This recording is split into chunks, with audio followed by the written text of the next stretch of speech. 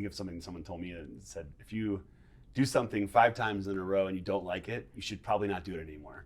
And that's a good litmus test, right? Right? That's probably a good idea. Like if it's really that bad, you need to figure out how to change it if you can.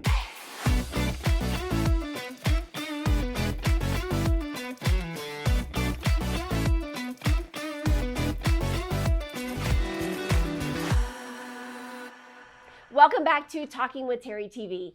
We are bringing him back as a fan favorite. He's an inventor, outdoorsman, and business owner, and was on the popular show, The Shark Tank. Joshua Thurmond returns to Talking with Teri TV to share his best business do's and don'ts.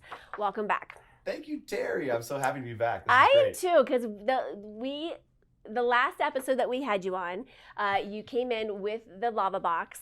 We had some fire. Let's just review for folks. Make sure that you go check out that episode. But let's fire this back up and just show what the LavaBox. Tell us about the LavaBox and how you got started really quickly. Yeah, I love it. You know, I always want to show it off, and I know we're going to talk about it, but always riding for the brand, right? As many times as you can talk about your product, talk about it. Yeah. So really simple. Once again. All steel construction. This is our stainless steel model, the Heckler. This is the one that I bestowed upon you last episode. This is yours now. This is Teri's. And inside, of course, this is our ceramic weave stone. Super light, can get wet, greasy, so you can cook on this device. But the nice thing about it is it really do to make a real fire. You just turn it on, light your lighter, and then slowly, just like your grill at home, turn it on. Now you got a nice fire.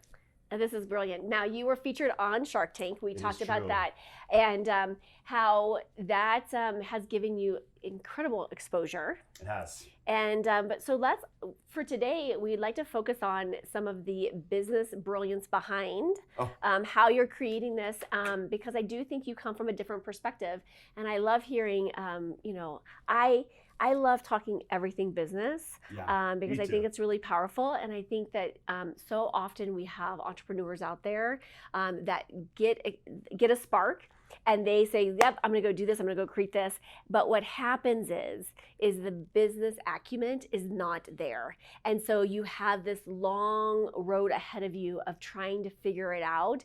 And you're throwing spaghetti up, what sticks, what doesn't stick. And I think a lot of entrepreneurs, myself included, become frustrated and will often stop short of their business success because of all those other hurdles from the business perspective. I think you said some really important things right there. A couple of things. The first one is I'm going to interrupt you for a second because this thing gets so hot. Yeah. I'm going to have you turn want me to turn off. It off or? Let's turn it down. I'm going to have you turn it down. Yeah, let's turn it off. Okay. I agree. I love your studio. I don't want to mess with your studio. Because this thing puts off the fire. And let's be really clear. It's an outdoor product. This is true. Oh yes, true. We should make a note. This is an outdoor product. Correct. For all your camping needs and patio, all that's great. Yeah, outdoor Indoor, enjoyment. Talking with Teri studio, not great. Not great. So, we do not need the fire marshal card today. Thank you. All right, back to business. All right, so one thing you said is really important is everybody just gets started, right? Yes. I always tell people just go for it, but know in your heart and in your mind and your intellect that it could fail. Yeah. And you got to own that piece, but be brave enough to just push past it, and that's hard. I mean, I love that you always talk about being brave, and I think it really is a critical piece. It doesn't take a lot of money. It doesn't take. I started, as you probably know, in my garage. I built the very first one with my hands, and then I built 999 more. Actually, a few more than that. I built the first 1,000 in my garage with my hands. So, wow. Yeah. That's impressive because anytime, I have a client that he created a really incredible product as well. And I think he made 5. And then from then on, it was like, boom, let's get this. Someone else has to be making these. But that's grit. That's grit. Yeah. First year, while we were prepping up to get onto Shark Tank, all of that, I was hand making the burners, bending the pipes, doing the whole thing. So sometimes that's what you have to do, and that's just what it is. I couldn't, I hadn't figured out how to outsource yet. I hadn't figured out how to build things off site. We still, we do assembly right here in Denver. Yeah. But that's great. But yeah, it's local. Yeah, it's absolutely local. couple of reasons why. We can talk about it later. But yeah, I mean, that's the first piece of it is the grit. Yeah. You know, just going and hammering away and doing each piece of it. But on the second part you said is where people start to fizzle out, is trying to get past those big barriers where they're like, I don't know how to do this. And I'm going to tell you right now, you know my background a little bit. I came from adaptive sports. I worked in law enforcement. So I've had a really strange career. I don't know if you know, I also have a degree in culinary arts. I'm also a chef. But I didn't know what else can Josh do? I mean, but I didn't know anything about business. And, you know, luckily I had done a little bit of work here and there for websites and done some things because I had tried to start a lot of companies.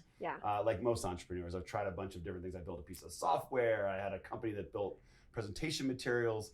So the thing I was going to mention was that all of this is so much better for entrepreneurs now because the tools are there. Yeah. Literally, you can get a Squarespace site and a subscription to Canva that all in for an annual is going to cost you about $40. And you can build almost everything. And they have great templates. It's all right there laid out for you. Now your e-commerce is done. I mean, it's an incredible time to be a business owner. Yeah. And especially to be a startup. Well, let me ask you this, because we talked about all these other attempts that you failed at, right? Yes. That you were not successful in. Like fail, how? Yeah. Like I mean, Yes, it's true. You know, it's and true. there's, we've all, if we're an entrepreneur in any level, we have failed. I don't want it to stop stinging because it reminds me. I mean, but it's very humbling. It's a humbling experience for sure. It is. But how did you move past that? Because once you have one failed attempt, another failed attempt, and your spouse, I don't know about your wife, but my husband after a while was like, Teri, okay, like we get that what you're trying to do, but like at some point your own support system starts to doubt your sanity, right? Like all right, I'll say something. I'll say something, a strange analogy, but so athletes have to love to do things. I think about you know, professional swimmers are one of the most interesting ones to me. Is I think swimming is boring. I mean, swimming laps is like the worst thing I can imagine doing. Agreed. Yeah. Right? Just back and forth, back and forth. You have to actually like it. Yeah. And I think that's where, if you're gonna go and dig in and do this hard thing, and I come back to because I like it. So I think for some people who are entrepreneurs, if it's something that you're like, I'm just gonna go do this. I'm teaching a class right now at one of the local high schools. And one of the groups had decided they're going to make something, and it was something that was useful, no question, but they didn't like it. And I said, if you fail at this, I mean, maybe you'll be successful, but if you fail at this, you won't come back and say, I liked that experience. It wasn't a peak life experience. So you have to do some self-examination and say, do I actually like doing this? Because the failure will feel like when you fail in sports, if you love the sport, you come back. That's what it's all about, being an athlete. You know, it's the same for anything like that. If you actors, I think, go through the exact same thing. They just love acting. So they don't get the part they want. And they're so desperate to get it, and they don't get it. They don't quit. That's the passion that fuels you, right? That's the fuel to help us go through those hard times. That's right. Those challenging times. Absolutely. But you have some big misses. I built a piece of software right before the internet really took off. That was for, do you remember OnStar? Yes. So OnStar, I wrote a piece of software that OnStar allowed you to pick out and make reservations to go places called Outdoor Atlas was the original name. But it allowed you to make bookings and that sort of thing. And it was supposed to just be for OnStar. And my pitch was great for Ford. Everything was looking good. And they completely took the product and ran. And I never saw them again because I didn't protect it properly. We could talk about that too. I mean, that's one of the ones where you're like, man, I want to quit. Right? You spend all that heart, all that energy, all that intellect on that piece of proprietary software, and then just to have it just taken away hurts, and it's hard to go back. But the pieces that I got out of the pitch and all the pieces of getting all the steps getting there were so pleasurable. I mean, I really enjoyed that piece of it. I loved building LavaBox, and I didn't know how it was going to go, although I had a feeling. Well, and then all of those experiences, helped you to be successful on the Shark Tank. Because, I mean, honestly, like he had a shark frenzy. You had 4 of the four Or five, yeah. or five, four Five, of the yeah, five, yeah, four five of the of five sharks. Mark Cuban didn't Yeah. get in. He said, I don't go camping. Yeah, said, I know, right? No Yeah. problem, Mark. But I mean, that is a testament of, you know, you have these individuals that have money to spend in investments, and they're very, you know, cognizant about that. Yeah. And so that is a huge testament to the product that you are, you know, showing to them, right? And it's you know, it's something that someone, you know, I was just talking to someone, and they're like, man, that's just a little tip. You're always talking about LavaBox. That is something you have to decide as an entrepreneur that you're going to do. Yeah. He says you seem like you should have been in sales. You are in sales. You are in sales. Of course you're in sales. It was such a funny thing to say. I was like, and this is for a guy who's an entrepreneur, or talks to entrepreneurs, and I said, of course I'm in sales. That's all I do is sales. I drive around in a car that looks like LavaBox, and I wear a LavaBox shirt. And I'm gonna get a neck tattoo that says "Love." No, I'm gonna. but I got, you know, I talk about it all the time. I see people, and I'm happy to talk about it, excited to talk about it, and we're going into year 3. Yeah. You know, we've met our financial goals, and I'm excited to talk about it. Yeah, I love it. So, I love it. Well, okay, we're gonna take a quick break because Sure. we're gonna come back and we're gonna unpack some business success tips and tricks and strategies that you can also incorporate into your business as well. We'll be right back. I'm Jeffrey Bowling, owner and jewelry designer at Jeffrey B. Jewelers, Denver's #1 jewelry design studio. And the reason why we're #1 is because of our 3D custom jewelry design. We can show you what your piece is going to look like way before the end product. And this is going to give you the comfort of knowing you get exactly what you want. He took me over to the computer and we started drawing up exactly what I wanted. And I told my husband, I'm like, Jeffrey B is the person we're going to use. And the other reason is that all of our gold and our diamonds are ethically sourced. So when you're ready to make that proposal, when you're ready for that legacy piece, go to jeffreyb.com and make an appointment. Because when it's love, it's Jeffrey B. And we're back with Josh Thurmond with the LavaBox, and we're talking about all things business, and we want to dive into, because you've had some do's and some don'ts along your way. So unpack some of your top favorite do's and don'ts. Yeah, I think we talked about earlier that you have so many tools out there, and you really should use them and figure out what your audience actually looks like. Yeah. This is where I went off the rails. So I'll tell you a very quick story. You know, you get approached by everyone to buy, you know, a magazine article or be on TV or do this and that, and just get ready for all those emails because they're going to happen. And you know, you have to figure out what actually is going to speak to your people who are buying it. And of course, you need to know who those people are. I made a terrible mistake. I tried to do a ad buy in one of those magazines from the airlines. I won't say what airline. Okay. But I thought this was a good gift-giving guide. Yeah. But I really never thought, and they're like, oh, 2 million people are going to see that because we're going to fly, you know, run it for an entire month. I was like, great, great, great. We never talked about the specifics, and we never really got down to the details. And that's really, once again, just like everyone says, the devil was in the details. You're right. A bunch of eyeballs are going to see it, but that's not really what it was about. It wasn't a bunch of people who were going to be in my sales funnel who were going to actually buy my product. And I didn't see it for what it actually was. So I spent this, you know, this was when we were really lean. We run lean now anyway, but we had no money. We still have no money 3 years in. I still haven't gotten paid. But you will. But that's the way it goes. Yeah, I made this big ad buy. I needed that money, spent it, and I made almost no sales from it. And I learned right then, that I didn't talk to my audience. Yeah. You know, I thought this was a good deal, and it really wasn't. And that doesn't mean it wouldn't work for your product. Right. But I should have done my due diligence and figured out exactly if that's going to work for my product. Now, we were talking offline, and you were saying that you are very much driven by the numbers and by market research. And I think that is something that a lot of people will go and just kind of try to the spaghetti route, like throw the spaghetti on and what sticks and what doesn't. So how does that now, I mean, that experience probably has had an impact. So now you're like, okay, we've got to revamp this. How do we? That's right. Yeah, how do we look at this differently? The data sets are out there. So all of that information is at your fingertips, which is something that no entrepreneur has had ever before. The internet has completely revolutionized how we understand our business.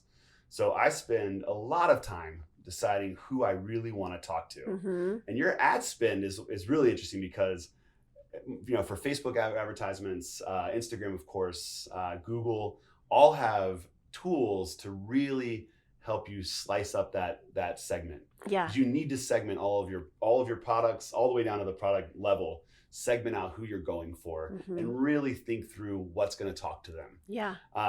Marketing dollars are, everybody wants to sell you the next best marketing thing. And the real secret is just to, once again, be authentic, be yourself, and know that who you're actually going to talk to, because it can't be everybody. Right. Everybody says that, oh, my product's the best, it's going to go for everybody. That's not true. Well, and it's finding your lane. You got to find your That's lane. Right. You can always extend your lane, but what happens for a lot of people will have the lane, and then they're like, squirrel, and then they're like, they head over to this lane, and then they had this lane, and then it. Somebody just asked me about that. Yes. We're about to release a new product.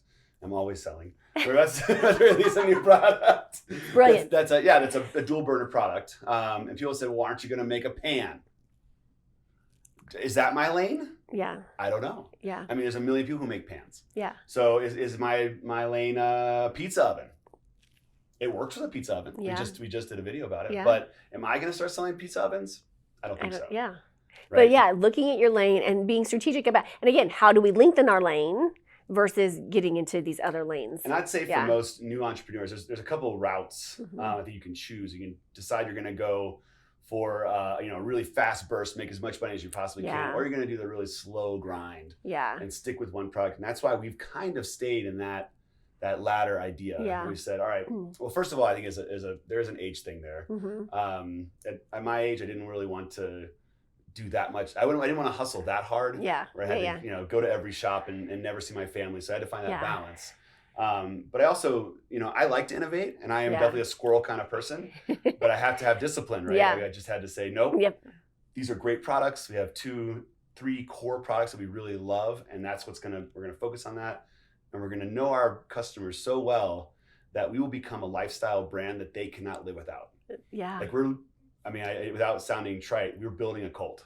Yeah, I love it. That's the way it's like the Harley Davidsons of the world, right? That is a community, and you have diehard Harley Davidson fans that will purchase, and they only that's the ecosystem, right? You have your you have your iPad or your iPhone, That's right. And they live for us, and we live for them. Exactly, exactly. And they know that I'm real about it. Yeah. Because we're out there in the world, and we're talking to them, and we live this life. Yeah. You look at our Instagram, Fire Anytime Instagram, you'll see all kinds of things that we really do live this life, and we want people to feel like our lifestyle is the one to adopt. Yeah. And once again, that gives you incredible insights on your customer. Yeah. It really is fascinating. So I won't get too in the weeds on it, but I love all the new predictive models out there. So AI is allowing us to do fully predictive sales models that are something that you never could have done. Yeah. I could tell you when one customer will make a purchase, and I can get really, really close to telling you when he's going to make his next purchase. Wow. So it's all out there. You just have to kind of put your nose to the grindstone and learn it. Yeah. I didn't know any of that stuff. I teach sports, people with disabilities. But you can learn it, and that's what's special about it, is that it's something that is something you can learn and bring it into your business and change the way your business runs. Okay, let's for the listeners out there, what's that 1 or 2 tips that they could start to implement today into their business? Yeah. First thing is write it down. Write down everything you think you're going to do. You're not going to be perfect, but just go do it. Yeah. Every day I make lists. I know it sounds a little crazy, but I make lists. I say exactly what I'm going to accomplish. I say we're going to get here. And then I spend other times where I look at our yearly, I look at our 10-year. I'm sure you've talked about it. It works. Yeah. It really does work. You have to set goals, and you have to say that's where I'm going to get to. Yeah. Because you have to know that's my number 1 tip. And I come back from the energetic perspective, right? But what you're talking about is being intentional. It's committing to your success story, right? It's committing to, I'm going to create this, and I'm going to not let those other distractions and those other things come about. There's a place in a space for that. Like I like my squirrels too, right? But I also have a journal that's just for ideas. That's right. And I have all the ideas for it. So all those little other nuances and those distractions can get put in there. But it's right. But it's important to stay really focused on where you're heading. You can't actualize without saying it out loud. Yeah. And there's nothing wrong with saying it out loud. I think sometimes it sounds like you and I have a kinship there, but sometimes you think you're not good enough. Right. And I think it is important to write it down, and that remind you that you are, Mm-hmm. that you deserve to have success. You deserve to get there. Mm-hmm. You know, it's okay to feel that way. Yeah, Like that's a permission structure that has to get built. I took my clients on a little journey the other day, and we went from, a lot of times the unknown will get us, and the fear that pops up, and then again it's like, what do I do next? And so we took them on this journey of like getting really clear what that vision is, and then seeing themselves in that vision as if it was already achieved. That's right. And then taking it one step further. Okay, you've already achieved I'm gonna come this. to your class. We've already achieved this. Now what's next? What's the next thing? And now I'm going to expand it over, because once we get beyond the vision of the vision, we actually create a little bit more stability. And then I invite people to start looking at, why is it so easy for me to create that? Why is it that I get to bring this in? And so we now start to make lists of like, I deserve this, I'm capable of this, I did this, so I can do this, I created this, I did this. And we start to build up this like evidence that hasn't really been there yet, but it starts to put things into place. It's like, okay, I can do this. That's right. I have now evidence of this other stuff and so it takes it beyond that to really, help us with that. Write it down. Yeah, write it down. Own it. Yeah, own it. It's a big thing. Yeah. People don't always, you go through life and you don't think about it, and then the second you put it on paper, something changes. Yeah.